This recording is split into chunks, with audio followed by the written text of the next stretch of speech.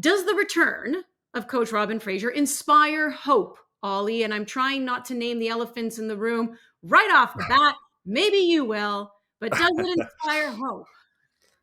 Um, I don't know about inspire hope. I think he's a good coach. I think it's a good hire, but and I say that because not because I don't think he can be a good coach for Toronto FC, but because there's, as you alluded to, a lot more going on here that it defines whether or not you can be inspired and feel hope about Toronto FC right now. So, like what I think Robin Fraser gives them and why I think he's a good hire is he just gives them like a sense of trust and stability and clarity, right? Like this is someone, number one, who's been successful in MLS, both with Toronto FC, but also I think the job he did in Colorado is underrated. Like he took that team that was bottom of the league under Anthony Hudson. He said that we're bottom with a bottom group of players, or whatever that crazy quote that got him fired was.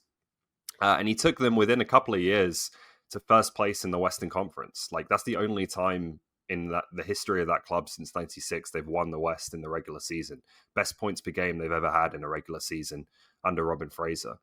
The other thing is that I think you can just trust the quality of his character. Like Jason Hernandez knows him. A lot of people at TFC will know him.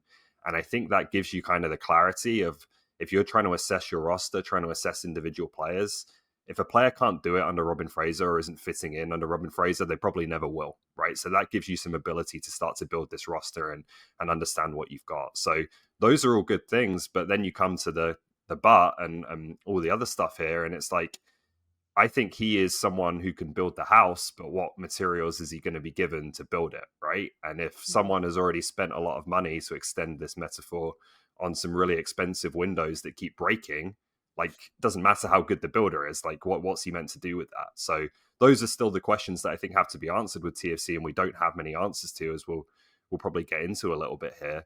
But I think this is someone that you can have success with.